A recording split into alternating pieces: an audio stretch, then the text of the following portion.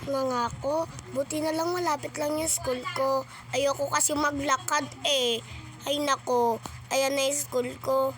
20% na lang tong pinapabagalan ko muna lang tong e-bike ko para hindi ako mahuli. Kasi pag mabilis, ayoko. Ayan na, andito na ako. Yehey, papasok na ako. Ayan, sige, ikis mo pa ako. Huwag na po. Hoy!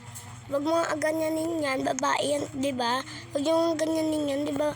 Ikaw, lalaki ka, di ba? Ba't mo siya tinutulungan? Halika na, hayaan mo na yan sila. Okay, class, ngayon bibigyan ko kayo ng isang test, okay? Ako nga pala si Teacher Ethan. Ikaw, anong pangalan mong matangkad? Hi, ako nga pala si Mario. And ako ay pinakamagaling dito. Of course, mayaman ako. Hi, ako naman si Shira.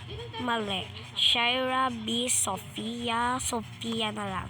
Ako si Sofia at ako ang pinaka maganda at matalino at mayaman dito. Hi, ako nga pala si Sophie.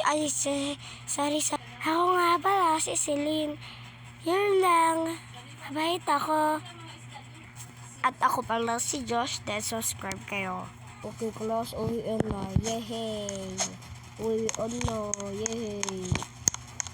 Doon na lang ako kakain sa labas. Ayun yung e-bike ko. Bilis. Sakay na ako. Hihi. Hoy, Josh pala ang pangalan mo. Gusto mo maging tayo na? Ay, hindi. Ayoko nga.